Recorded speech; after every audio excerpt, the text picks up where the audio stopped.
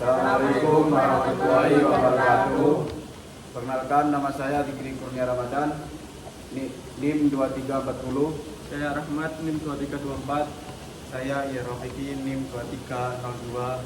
Saya Erika Utari, NIM 2301. Saya Ivan Ramadhani, NIM 2307. Kami dari kelompok 2 akan menjelaskan tentang Dynamic Window Approach atau DWA. DWA ini sering dipakai untuk navigasi robot. Kali ini kita akan membahas bagaimana cara dan kelemahannya, lalu metode ini bisa diperbaiki melalui metode baru yaitu ADWA. Selanjutnya latar belakang. Robot ini sering menghadapi masalah saat bergerak di lingkungan yang berubah dan tidak bisa ditebak. Metode DWA yang banyak digunakan, tapi kelemahannya adalah sangat bergantung pada robot atau nilai pembobot, yaitu alfa, beta, dan gamma. Nilai ini merupakan seberapa kuat robot mengejar target, menjaga jarak di tangan, dan tantangan bergerak halus. Kalau nilai robotnya tidak pas, robot bisa berhenti di tempat, salah jalan, atau jalurnya jadi lebih panjang.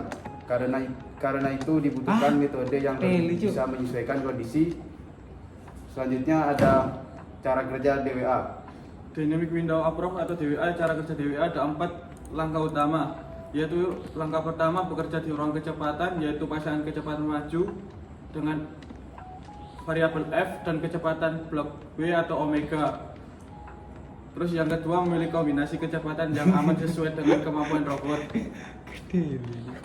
Terus yang ketiga menghitung fungsi biaya. Rumusnya adalah G sama dengan alpha kali heading ditambah beta kali clearness ditambah gamma kali velocity. Heading artinya arah menuju target, clearnya artinya jarak aman ke rintangan, dan velocity artinya kecepatan maju. Keempat, kelemahannya ada pada nilai bobot yang ditentukan manual sehingga robot bisa tidak optimal atau macet. Model kinematika. Untuk menghitung gerakan robot digunakan model kinematika differential drive. Persamaannya X titik sama dengan V dikali cos theta, Y titik sama dengan V dikali sin theta, dan theta titik sama dengan W. Perubahan posisi X per waktu sama dengan kecepatan maju dikali kosinus arah robot. Perubahan posisi Y per waktu sama dengan kecepatan maju dikali sinus arah robot. Sedangkan perubahan sudut arah theta sama dengan kecepatan putar omega. Selanjutnya, metodologi ADWA. Untuk memperbaiki kekurangan DWA klasik, dibuat metode baru yang disebut Adaptive Dynamic Window Approach atau ADWA. Di sini nilai bobot alfa, beta, dan gamma tidak lagi tetap, tapi bisa berubah sesuai kondisi dengan bantuan deep reinforcement learning. Algoritma yang dipakai adalah PPO atau Proximal Policy Optimization.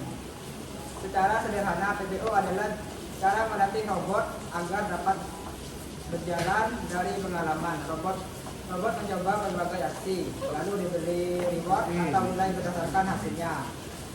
Kalau aksinya baik, nilainya tinggi. Kalau buruk, nilainya rendah. Dengan cara ini, robot bisa belajar memilih strategi terbaik secara bertahap tanpa harus diatur manual. Input yang dipakai adalah data dari sensor laser, posisi tujuan, dan kecepatan robot. Hasilnya adalah robot yang otomatis menyesuaikan fungsi biaya. Selanjutnya, training dan simulasi ini diuji di arena yang berukuran 20 kali 40 meter dengan rintangan acak. Robot yang dipakai adalah Turtlebot, dijalankan lewat cross. Robot mendapat nilai 100 jika sampai tujuan, lalu minus 30 jika macet, dan 0 jika di kondisi biasa. Pelatihan dilakukan sampai 3 juta langkah atau sekitar 600 kali putaran belajar dengan menggunakan dataset Gibson sebagai peta latihannya. Selanjutnya hasil eksperimen. Hasilnya ADWA lebih baik dibandingkan DWA biasa maupun unfish DWA. Robot dengan ADWA lebih sering berhasil sampai tujuan. Jalurnya lebih halus dan bisa beradaptasi di jalan sempit. Selain itu, hasilnya tidak terlalu bergantung pada nilai robot, jadi lebih stabil. Dari tabel pengujian pada paper ini, ADWA terbukti lebih sukses. Jalurnya lebih mulus, robot lebih sering mencapai tujuan. dan lebih menyesuaikan di lorong sempit. Keunggulan lain adalah ADWA tidak perlu sensitif terhadap bobot, artinya tidak perlu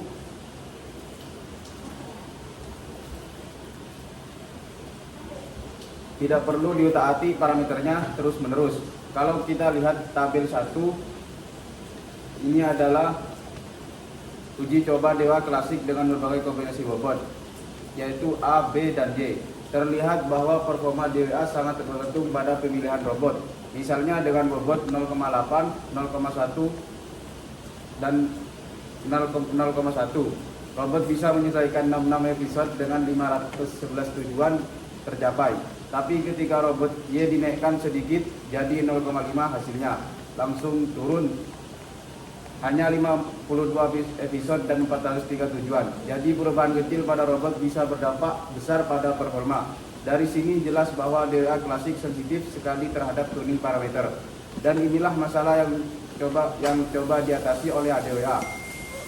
Kesimpulan, DWA bisa memang banyak digunakan, tapi punya keterbatasan karena nilai bobotnya tetap. ADWA menghubungkan DWA dengan depth reinforcement learning sehingga bobot bisa berubah otomatis sesuai kondisi. Dengan begitu robot bisa bergerak lebih mulus, aman dari tabrakan, dan bisa dipakai di berbagai bidang. Misalnya robot layanan, robot untuk inspeksi, sampai robot pencari korban. Terima kasih. Sekian presentasi dari kelompok kami. Kami Wassalamualaikum warahmatullahi wabarakatuh.